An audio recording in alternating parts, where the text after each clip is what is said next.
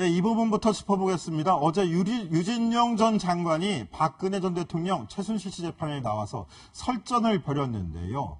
자, 강병규 기자, 근데 박 전 대통령이 그 장면들을 보다가 웃음을 터뜨렸다. 이거 무슨 이야기입니까? 네, 어제 상황을 좀 설명해드리면요. 유영하 변호사가 유진용 전 장관이 증인석에 있었는데 신문을 하고 있었습니다. 피고인 측이 이제 신문을 할 수 있거든요.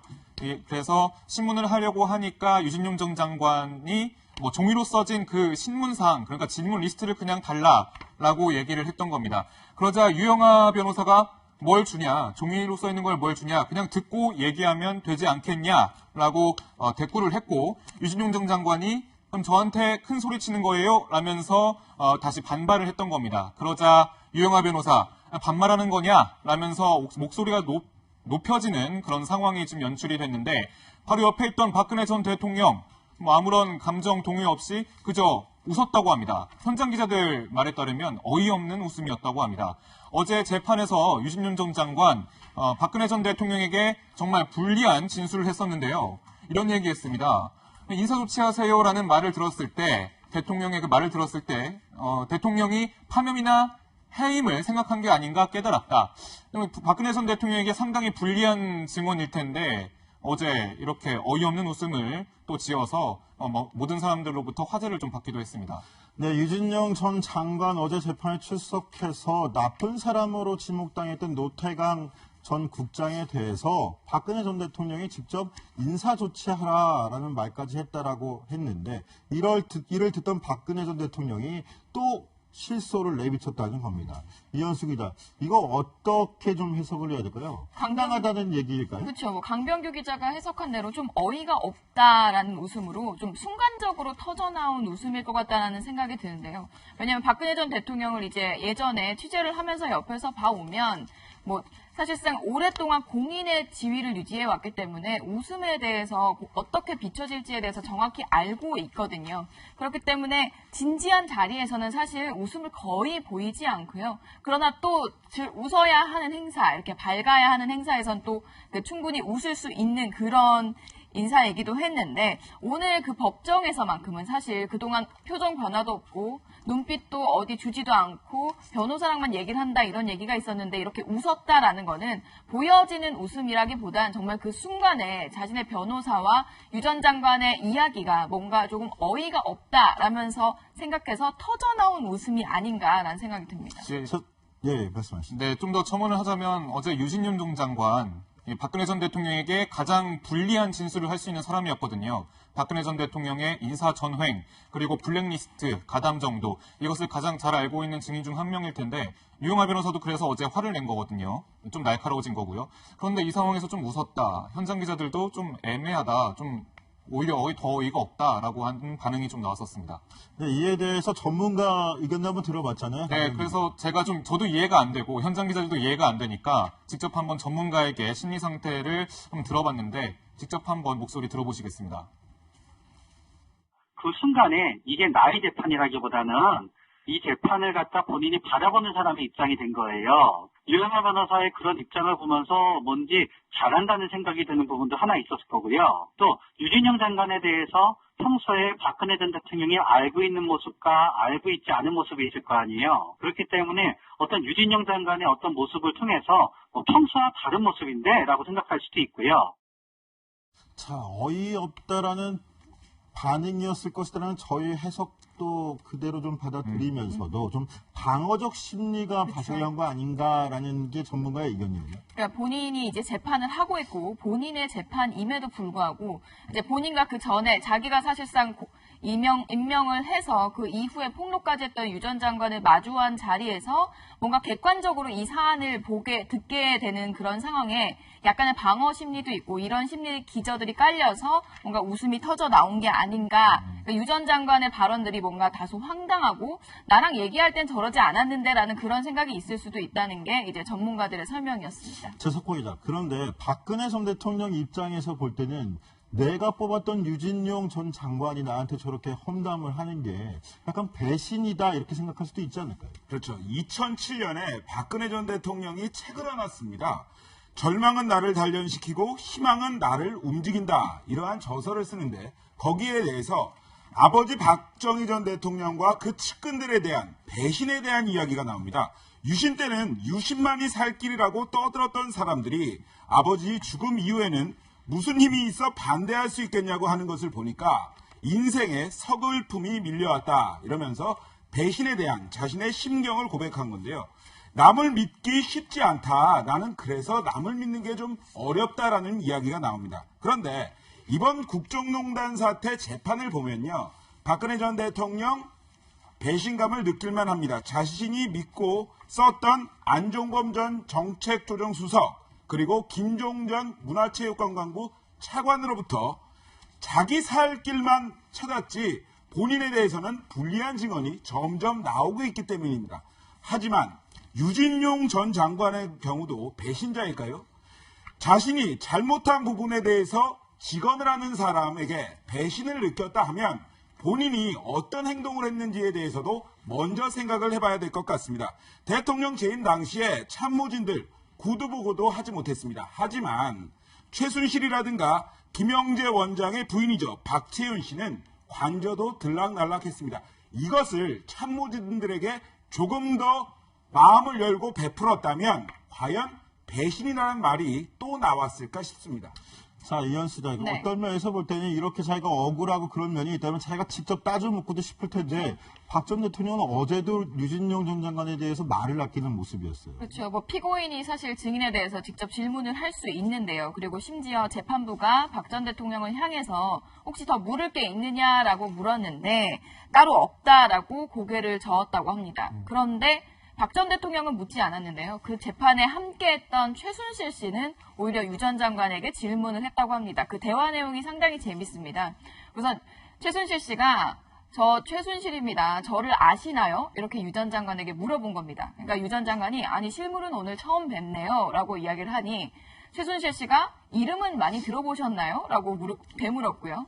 유 전 장관이 이름은 그러면서 본인은 꽤 유명한 사람이란 거 아시죠? 이러면 살짝 약간 신경전을 하는 듯한 대화로 이게 뭔가 증인 신문이 한동안 이어졌다고 합니다. 최순실 씨 입장에서는 본인들 보지도 못한 사람이 내가 국정농단에 뒤에 앉아있는 사람이다라고 유진용 전 장관이 얘기할까봐 저걸 차단하려고 했던 의도가 있었겠네요. 차단하려고 하는 의도도 있는 것 같고요. 그리고 실제로 이 국정농단 사태 꼬리가 잡히게 된 게 안민석 민주당 의원이 제기했던 사실상 승마협회 판정 시비 문제 그리고 체육계 비리 문제부터 사실상 시작이 됐었거든요.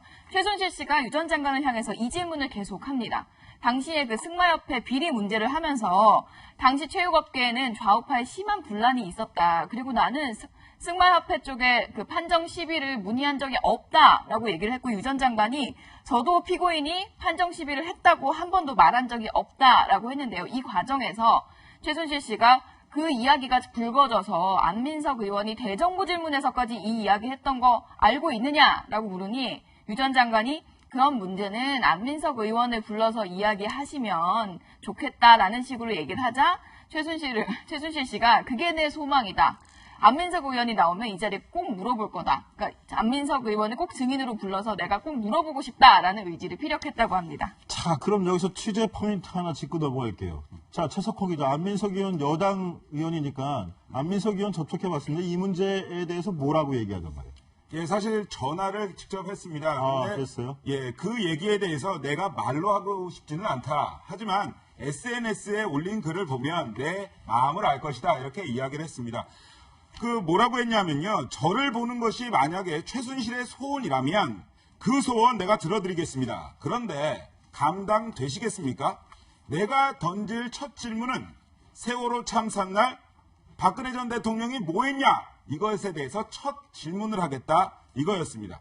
사실 최순실 씨도 그렇지만 안민석 의원도 만만치 않은 상대 아니겠습니까?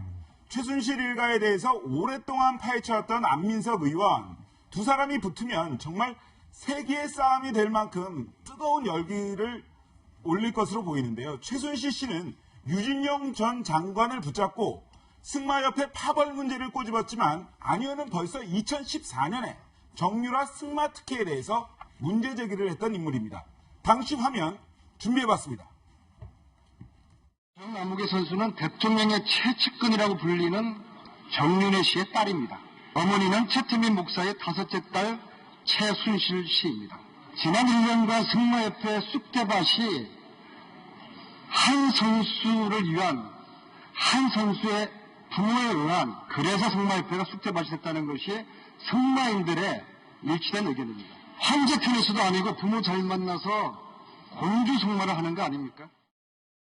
네, 국정농단 사건이 불거지기도 한참 전이 2014년에 국회 대정부 질문에서 안민석 의원이 이 승마협회 비리 문제 정유라 씨와의 연관성을 지적할 때의 당시 영상인데요. 강병규 기자. 네. 그런데 최순실 씨 지금 안민석 의원 걸고 넘어질 정도로 억울하다 얘기하는데 근데 빼도 박도 못할 새로운 증거가 나왔다 이야기가 나오는데 이건 무슨 이야기죠? 저도 그런 의미로 만약에 이걸 가지고 기사를 쓴다면 지금 제가 설명한 내용을 꼭 넣고 싶어요. 네. 그러니까 최근에 안종범 수첩 7건이 더 검찰에 넘겨졌잖아요. 근데 그 내용을 보면 최순실 씨가 자신이 소유주라고 이렇게 생각하지 않는 그러니까 부인했던 코어스포츠 지분을 넘겨받기 전에 이미 모 은행으로부터 이 코어스포츠의 돈을 인출할 수 있는 권한을 이미 지급받았다라는 정황이 좀 담겨 있던 거거든요.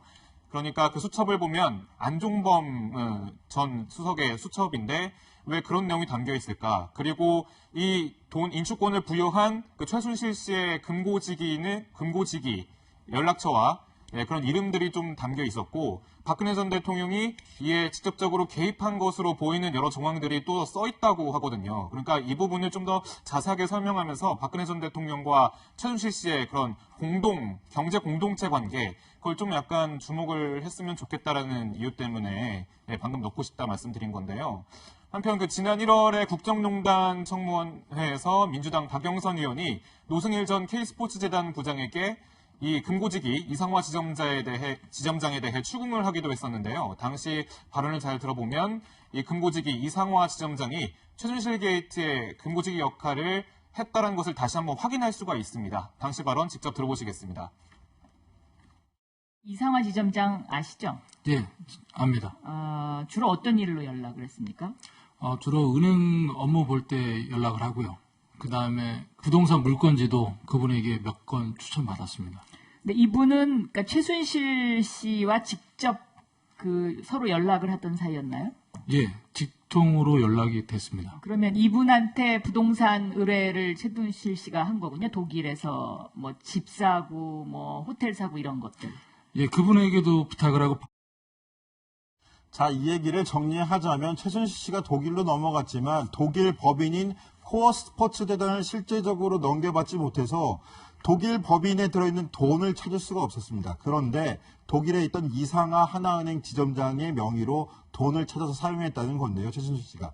그래서 이상화 지점장을 금고지기라고 부르는데, 근데 뜬금없이 박근혜 대통령의 업무 지시한 그 수첩에도 이상화 지점장의 이름이 거론이 돼 있다라는 겁니다. 이게 바로 새 증거라는 건데, 자, 그러면 이현수 기자, 박근혜 전 대통령이 최순실 씨를 위해서 해결사 역할을 해준 셈이나 마찬가지다. 이런 추론도 가능한 거잖아요. 그러니까 지금 검찰이 집중하고 있는 고리가 그겁니다. 박근혜 전 대통령의 뇌물죄를 입증하기 위해서는 실제로 그 독일로 넘어간 정유라 씨 지원을 위해서 독일로 넘어간 돈이 한 78억 정도 되는데요. 박근혜 전 대통령은 이 돈의 존재도 모른다. 그리고 이상화 씨도 모른다라고 했고요. 그 상황에서 이 박 전 대통령이 이를 인지하고 있었다는 고리를 찾는 게 문제인데 이 고리가 안종범 전 수석의 수첩에서 일부분 그 고리가 될 수도 있는 부분들이 발견이 됐다는 겁니다. 그래서 아마 이 독일로 송금하는 과정, 이 금고지기가 최순실 씨와 함께하는 과정에서 이를 박근혜 전 대통령이 인지 또는 지시했을 가능성에 대해서 검찰이 집중 조사를 하고 있는 상황입니다. 네, 최석호 기자. 그런데 여기에 김기춘 전 실장이 퇴임 전에 최순실, 정윤회 씨의 안부를 물었다. 이런 정황도 새로 나왔다면서요? 그렇습니다. 오늘이 무슨 날입니까? 새로운 문화체육관광부 장관 후보자에 대한 인사청문회가 열리는 날입니다. 그런데 서초동에서는 예전 문학의 블랙리스트에 대한 재판도 열리고 있습니다. 그런데 오늘 그 재판에 김종전 문체부 차관이 나왔는데요. 이런 얘기를 했습니다. 김기춘 전 실장이 퇴임 무렵에 정윤회 씨하고 그 처가 잘 있냐고 나한테 물어봤다. 그렇게 얘기를 합니다. 그랬더니 김기춘 전 대통령 비서실장 이렇게 얘기를 하죠.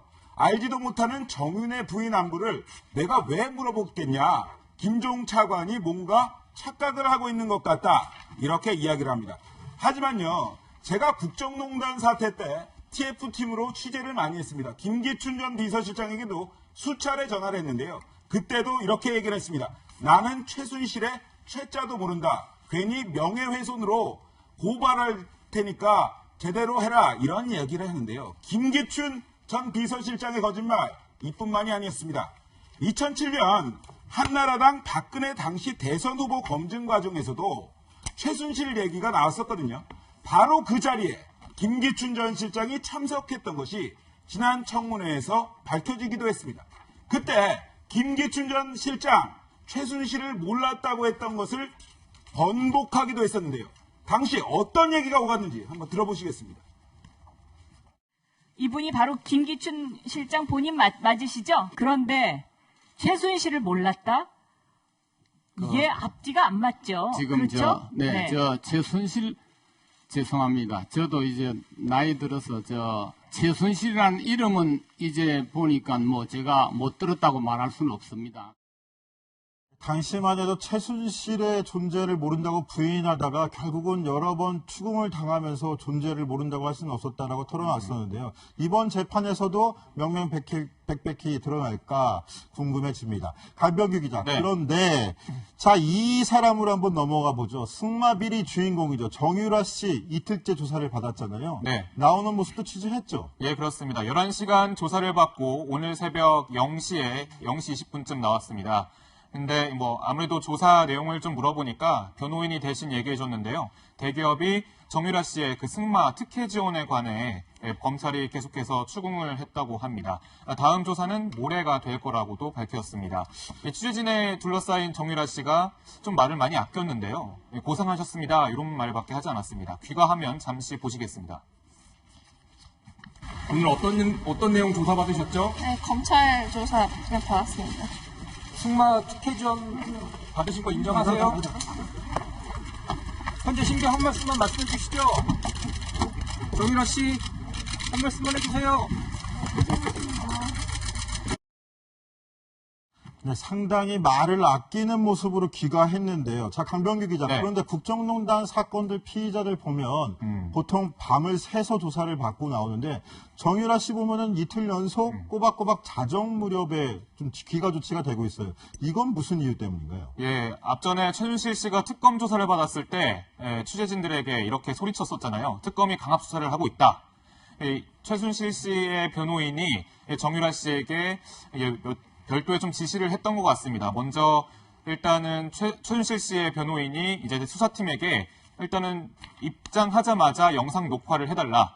그리고 뭐 일단 개별 면담은 하지 말아달라라고 좀 이렇게 요구를 했는데 이것은 강압 수사를 하지 못하게끔 미리 방어를 한 거 아니냐라는 분석이 나오고 있고요. 아무래도 심야 조사를 정유라 씨가 거부를 했던 건 물론 출석이 좀 더 길어지고 출석하는 횟수가 좀 더 많아지겠지만 오히려 그 밤 시간대에 일어날 수 있는 그런 진술, 잘못된 진술을 방지하기 위해서 혹은 뭐 검찰이 혹여나 좀 더 강압적으로 목소리를 높여서 좀 수사를 하지 않을까라는 걱정에서 미리 방어를 한 것으로 분석이 되고 있습니다. 제 생각에는 이 부분도 있는 것 같아요. 정유라 씨 지금 엄마와 달리 불구속으로 나와 있는 상태잖아요. 네. 그런데 본인이 계속 불구속으로 조사를 받고 재판을 받아야 된다 항변할 수 있는 이유 바로 어린 아기 문제일 것 같아요. 그런 어린 아기를 밤 늦게까지 보살필 사람이 저밖에 없습니다를 항변하기 위해서도 밤샘 조사는 못 받겠습니다. 이걸 계속 항변하는 그런 이유를 삼을 필요도 있을 것 같아요. 그 내용도 홍데스크께서 말한 그 내용도 일단 앞으로 기사 쓸 때 좀 더 추가 취재해서 바로 그 점입니다. 예. 예.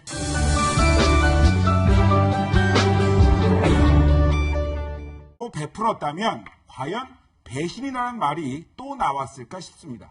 자, 이현수 자, 네. 어떤 면에서 볼 때는 이렇게 자기가 억울하고 그런 면이 있다면 자기가 직접 따져 묻고도 싶을 텐데 박 전 대통령은 어제도 유진용 전 장관에 대해서 말을 아끼는 모습이었어요. 그렇죠. 뭐 피고인이 사실 증인에 대해서 직접 질문을 할 수 있는데요. 그리고 심지어 재판부가 박 전 대통령을 향해서 혹시 더 물을 게 있느냐라고 물었는데 따로 없다라고 고개를 저었다고 합니다. 그런데 박 전 대통령은 묻지 않았는데요. 그 재판에 함께했던 최순실 씨는 오히려 유 전 장관에게 질문을 했다고 합니다. 그 대화 내용이 상당히 재밌습니다.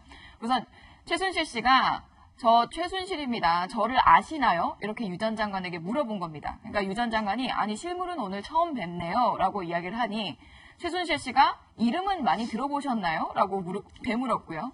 유 전 장관이 이름은 그러면서 본인은 꽤 유명한 사람이란 거 아시죠? 이러면 살짝 약간 신경전을 하는 듯한 대화로 이게 뭔가 증인 신문이 한동안 이어졌다고 합니다. 최순실 씨 입장에서는 본인들 보지도 못한 사람이 내가 국정농단에 뒤에 앉아있는 사람이다라고 유진영 전 장관이 얘기할까봐 저걸 차단하려고 했던 의도가 있었겠네요. 차단하려고 하는 의도도 있는 것 같고요. 그리고 실제로 이 국정농단 사태 꼬리가 잡히게 된 게 안민석 민주당 의원이 제기했던 사실상 승마협회 판정 시비 문제 그리고 체육계 비리 문제부터 사실상 시작이 됐었거든요. 최순실 씨가 유 전 장관을 향해서 이 질문을 계속합니다. 당시에 그 승마협회 비리 문제를 하면서 하는 게 약간 배신이다 이렇게 생각할 수도 있지 않을까요? 그렇죠. 2007년에 박근혜 전 대통령이 책을 하나 씁니다. 절망은 나를 단련시키고 희망은 나를 움직인다. 이러한 저서를 쓰는데 거기에 대해서 아버지 박정희 전 대통령과 그 측근들에 대한 배신에 대한 이야기가 나옵니다. 유신 때는 유신만이 살 길이라고 떠들었던 사람들이 아버지 죽음 이후에는 무슨 힘이 있어 반대할 수 있겠냐고 하는 것을 보니까 인생에 서글픔이 밀려왔다. 이러면서 배신에 대한 자신의 심경을 고백한 건데요.